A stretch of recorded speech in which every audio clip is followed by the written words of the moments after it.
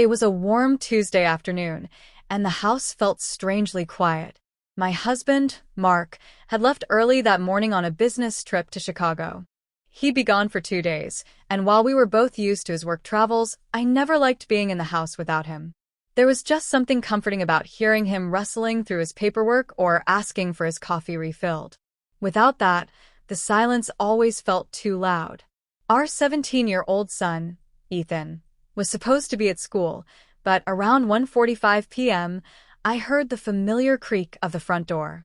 I turned down the volume on the living room TV and called out, "Ethan?" Sure enough, his footsteps thudded through the hallway until he appeared in the doorway, his backpack slung over one shoulder. "What are you doing home?" I asked, half surprised and half concerned. He shrugged, clearly avoiding eye contact. "Half day today. Exams ended early." I nodded. "You should have let me know.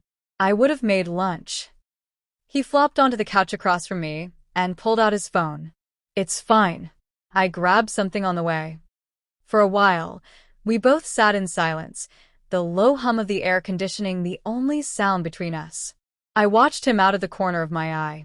Ethan had grown so quickly in the past year, suddenly stretching taller than Mark and filling out in his shoulders.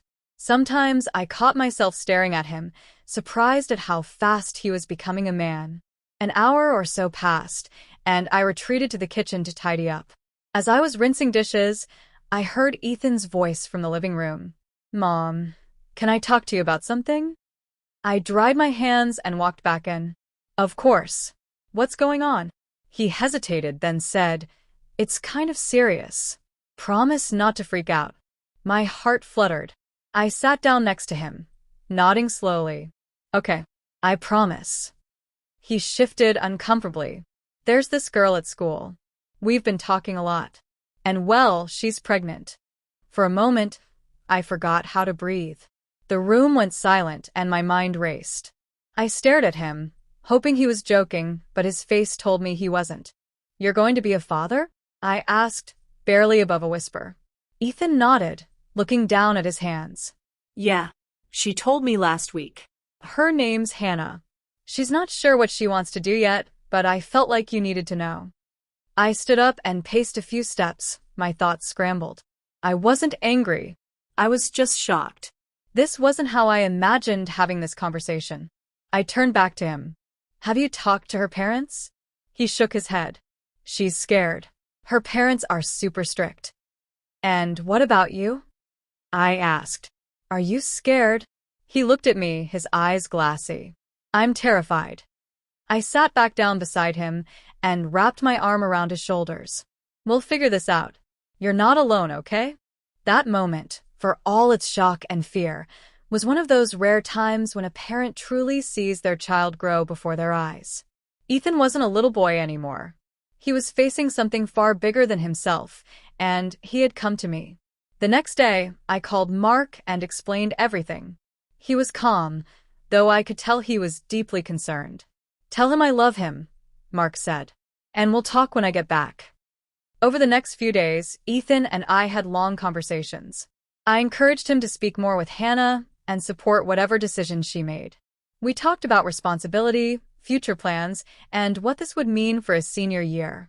Through it all, I saw a transformation in my son. He was stepping up, not running away. A week later, Hannah came over. She was polite, nervous, and clearly overwhelmed. I sat them both down, offering them a safe space to talk. She hadn't told her parents yet, and we discussed the best way for her to approach it. I offered to go with her if she needed support. She smiled, grateful. Eventually, Hannah did tell her parents, and it didn't go as badly as she feared. There were tears and hard conversations, but they didn't shut her out. They all agreed that finishing high school was the first priority. And together, both families started planning for what was ahead. Mark returned and had a heart-to-heart with Ethan. They went for a drive, just the two of them. Later, Ethan told me they talked about manhood, mistakes, and the importance of standing by the people you care about. "Dad didn't yell," he said. "He just listened." In the months that followed, everything changed. Ethan got a part-time job at a local hardware store. He and Hannah attended parenting classes at the community center.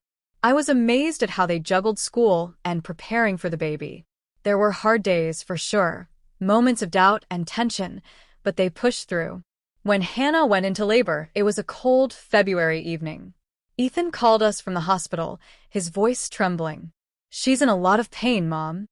We rushed over. Mark, Hannah's parents, and I waited anxiously outside the delivery room. Hours later, a nurse came out with a wide smile and said, "You can come meet your granddaughter now." I looked at Ethan, who was holding back tears.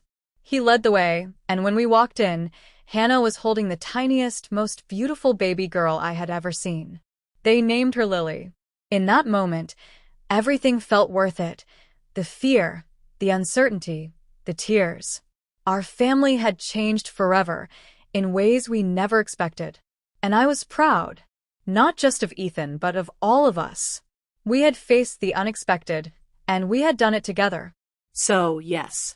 When my husband wasn't home, my son came to me with something I never imagined hearing.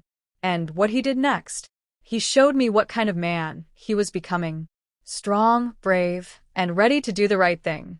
You wouldn't believe it, but I lived it. And I wouldn't change it for anything.